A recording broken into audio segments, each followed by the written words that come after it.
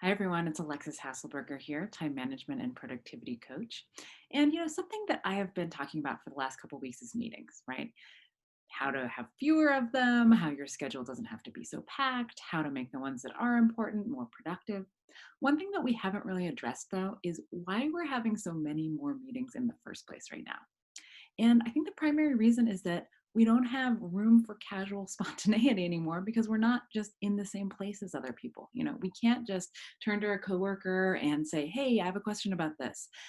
It feels invasive to call them for those reasons, right?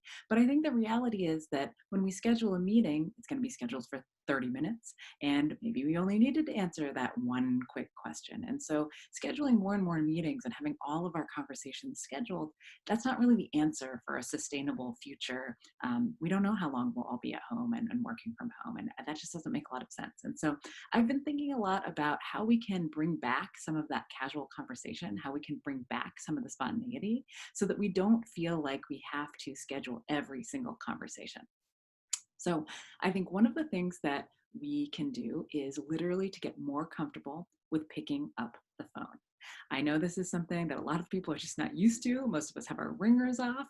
Picking up the phone and giving someone a call without preparing them in advance, it just feels almost wrong these days.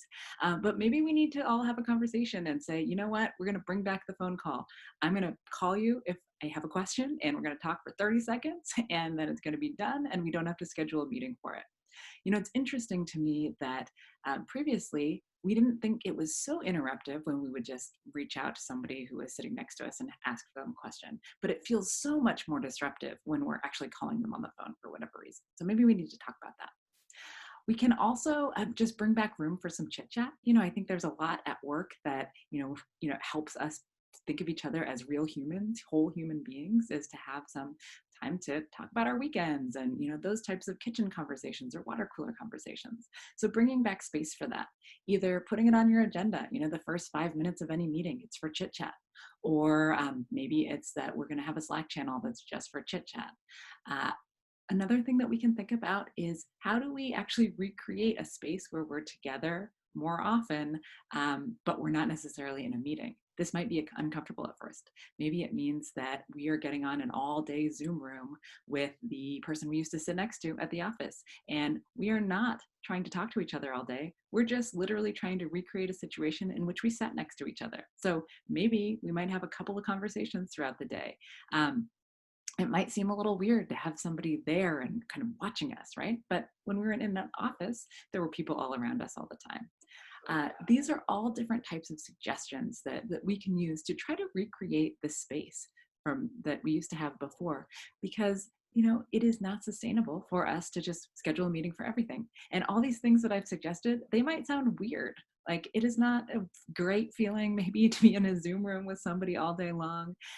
Maybe it feels weird to have a Zoom room that's a virtual kitchen where people just stop in if they, when they're getting their own snack in their own home, and see if anyone's around to chit chat. Similar to if you walked into the office kitchen and, somebody might be there, you might talk to them and they might not be, and then you might leave, right?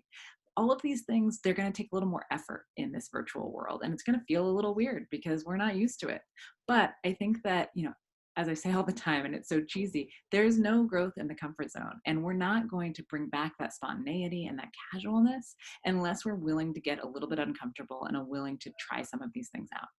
As I've said time and time again, people don't like to change, but people are open to experimentation. So maybe you could suggest one or two of these things in your office to your coworkers and see if anyone's willing to experiment for a day or a week, and see if any of these things might be helpful to you.